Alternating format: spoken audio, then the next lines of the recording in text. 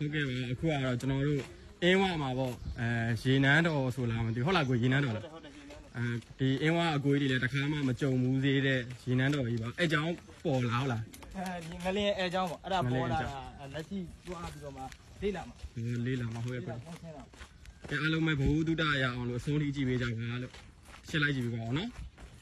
ကဲဒါကတော့ line မောင်ကလူတွေရောဗောနော်အကုန်လုံးအဝေးရလူတွေရောဒါဒီကိုကြီးကပြောတာဒါကြီးတိုင်းလို့ကြည်ရတာဗောနော်ကြီးကံပါလို့အခုဒါကတော့နေကန်ကိုကြီးတွေဖြစ်ပါတယ်ကိုကြီးတို့ဘဝမှာလည်းမကြုံမှုသေးဘူးနော်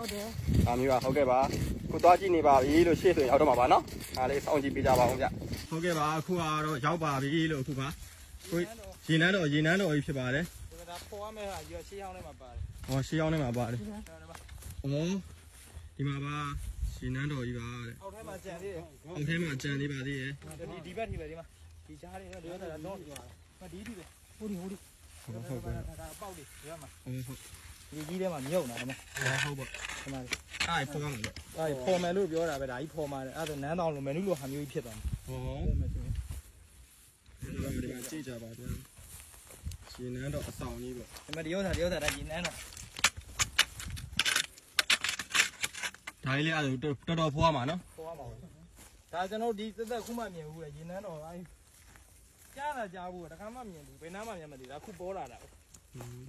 အောက်ထဲမှာကြံသေးတယ်ဒီမှာဒါဟွာတွေတိုင်နေမထားတိုင် ဟုတ်တယ် တိုင်ပနတ် အော်ဒီဘက်ပဲလိန်နေပါဘာလို့ကိုင်းနော် အရှိကြီးပဲရမဟုတ်ဘူးဟိုဘက်ထိပဲ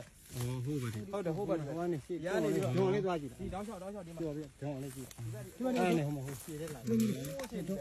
အော်ဟုတ်တယ် တော်တော်လေးမဟုတ်ဘူးဟိုထိတ်ကြီးပဲ ဟိုရှေ့လိုက်ပါလားရှေ့သားထီ